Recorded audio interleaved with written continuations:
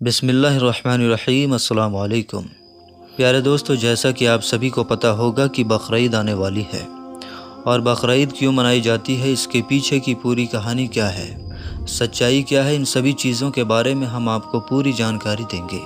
لیکن اس سے پہلے آپ سے گزارش کرتے ہیں کہ ویڈیو کو آخر تک ضرور دیکھیے گا، اسکپ مت کیجیے گا، نہیں تو پوری بات آپ کو سمجھ میں نہیں آئے گی۔ دوستو، ویسے تو آپ کو یوٹیوب میں بہت سارے ویڈیوز مل جائیں گے، لیکن آپ کو اتنا ڈیٹیل، اتنی تفصیل سے کسی نے نہیں بتایا ہوگا جتنا ڈیٹیل سے ہم آپ کو بتانے جا رہے ہیں۔ لیکن اس سے پہلے آپ نے ابھی تک ہمارے چینل کو سبسکرائب نہیں کیا ہے تو لال والے بٹن کو دبا کر جلدی سے سبسکرائب کر لیں، تاکہ ہماری ہر آنے والی ویڈیوز کی نوٹیفیکیشن آپ کو ملتی رہے سب سے پہلے۔ تو چلیے دوستو، شروع کرتے ہیں۔ دوستو، آپ جانتے ہی ہیں کہ اللہ اپنے بندے اور نبی سے بہت پیار کرتا ہے اور اس کا امتحان ضرور لیتا ہے۔ کچھ اسی طرح حضرت ابراہیم علیہ السلام کو احساس ہوا۔ ہزاروں سال پہلے حضرت ابراہیم علیہ السلام ایک بار آرام فرما رہے تھے، تبھی آپ کو نیند آ گئی۔ تو آپ کیا دیکھتے ہیں کہ اللہ تعالیٰ فرماتا ہے، اے ابراہیم، اپنے سب سے پیارے اور عزیز چیز کو میری راہ میں قربان کرو۔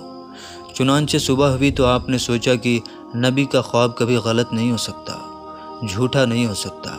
تو آپ کے پاس کافی تعداد میں اس ٹائم اونٹ ہوا کرتے تھے۔ آپ نے 100 اونٹوں کی قربانی دے دی۔ پھر اگلی رات میں غیب سے آواز آئی کہ اے ابراہیم، اپنے سب سے پیاری چیز کو قربان کرو۔ تو پھر دوسرے دن آپ نے 200 اونٹوں کی قربانی دے دی۔ پھر تیسرے دن غیب سے وہی آواز آئی تو آپ سوچنے لگے کہ میری سب سے پیاری چیز تو میرا فرزند ہے، یعنی میرا بیٹا اسماعیل ہے۔ آپ سوچنے لگے کہ اللہ کہیں یہ دیکھنا تو نہیں چاہتا کہ میں سب سے زیادہ اپنے فرزند سے پیار کرتا ہوں یا اپنے خالق حقیقی سے۔ پھر کیا تھا، جب یہ بات آپ کے ذہن میں آئی تو آپ نے ارادہ کر لیا کہ اپنے عزیز کو راہ خدا میں قربان کروں گا۔ پھر آپ نے حضرت ہاجرہ سے کہا، اے ہاجرہ، میرے بیٹے کو غسل کراؤ، نئے کپڑے پہناؤ اور خوشبو لگا کر بالکل اس کو تیار کر دو، دولہا بنا دو، آج ہم اپنے دوست کے گھر دعوت میں جا رہے ہیں۔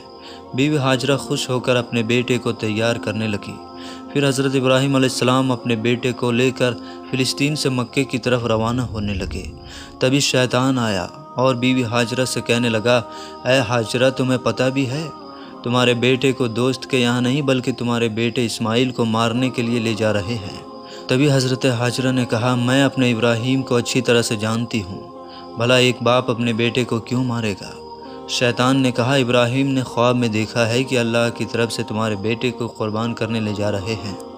تو بیوی ہاجرہ فخر سے کہنے لگی کہ شیطان تم پر لعنت ہو، اگر میرا بیٹا اللہ کی راہ میں قربان ہونے جا رہا ہے تو ایک اسماعیل کیا، ایسے ہزاروں بیٹے اللہ کی راہ میں قربان ہو جائیں گے۔ پھر شیطان حضرت اسماعیل علیہ السلام کے پاس گیا اور بولا، تمہیں پتہ بھی ہے تمہارے بابا تمہیں کہاں لے کر جا رہے ہیں؟ تمہیں وہ اللہ کی راہ میں قربان کرنے کے لیے لے جا رہے ہیں۔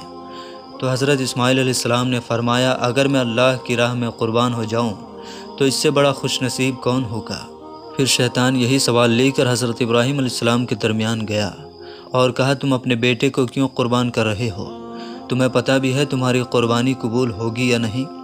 تبھی حضرت ابراہیم علیہ السلام پتھر اٹھاتے ہیں اور شیطان کو لعنت کہہ کر وہ پتھر مارتے ہیں۔ بتایا جاتا ہے کہ تبھی سے مکہ شریف میں حج کے دوران شیطان کو پتھر مارا جاتا ہے۔ پھر آپ آگے بڑھنے لگے۔ پھر آپ اپنے پیارے سے فرزند سے فرماتے ہیں کہ کیا آپ کو پتہ ہے کہ ہم آپ کو اللہ کی راہ میں قربان کرنے کے لیے لے جا رہے ہیں؟ تبھی حضرت اسماعیل علیہ السلام کہنے لگے، بابا، اس سے بہتر میرے لیے کیا ہوگا کہ مجھے اللہ کی راہ میں ایک اللہ کے نبی قربان کرنے کے لیے لے جا رہے ہیں۔ لیکن بابا، میری ایک التجا ہے کہ جب میرا گلا کٹے گا تب آپ دیکھ نہیں پائیں گے، اس لیے رسی سے میرے ہاتھ اور پاؤں دونوں اچھی طرح باندھ لینا، اور بابا میں چاہوں گا آپ اپنی آنکھوں میں بھی پٹی باندھ لیں تاکہ آپ کو رحم نہ آ جائے۔ بس پھر کیا تھا، حضرت ابراہیم علیہ السلام نے اپنے بیٹے کے ہاتھ اور پیر اور آنکھوں میں پٹی باندھ لی اور اپنے ہاتھوں میں چھری لے کر آسمان کی طرف دیکھا اور کہا، اے اللہ، اگر تو مجھے 1000 اسماعیل دیتا تو ہزاروں اسماعیل کو تیری راہ میں قربان کر دیتا۔ یہ کہہ کر جیسے ہی گردن کی طرف چھری لے جانے لگے تو اللہ تعالیٰ نے فرمایا، اے جبرائیل، جا، جنت سے ایک جانور لے کر جا اور اسماعیل کو ہٹا کے اس جانور کو اس کی جگہ رکھ دے۔ ابراہیم اپنے امتحان میں پاس ہو گیا۔ جیسے ہی آپ نے چھری کو پھیرتے ہی جب خون بہنے لگا تو آپ نے اپنی آنکھوں سے پٹی کھولی تو کیا دیکھتے ہیں کہ ان کا بیٹا صحیح سلامت ہے اور ان کے ساتھ کھڑا ہے۔ نیچے دیکھا تو ایک دمبا جن کو ہم بھیڑ بولتے ہیں وہ حضرت اسماعیل علیہ السلام کی جگہ قربان ہو چکا ہے۔ حضرت ابراہیم علیہ السلام نے اللہ تعالیٰ کا شکر ادا کیا اور غیب سے آواز آئی، اے ابراہیم یہ امتحان تا قیامت تک یاد رکھا جائے گا اور تیری سنت کو ایمان والے ہر سال یاد کریں گے اور اللہ کی راہ میں قربانی پیش کریں گے۔ تبھی سے یہ سلسلہ جاری ہوا۔ عید کے 70 دن بعد یعنی 2 مہینے 10 دن بعد بقرعید منایا جاتا ہے۔ ہندوستان، پاکستان، بنگلہ دیش اور تمام دیشوں میں 3 دن تک یہ تہوار منایا جاتا ہے۔ غلف دیشوں میں 7 دن تک منایا جاتا ہے، جس میں دمبا، بکرا، اونٹ اور حلال جانوروں کو قربان کیا جاتا ہے۔ قربانی کے گوشت کے 3 حصے بنائے جاتے ہیں۔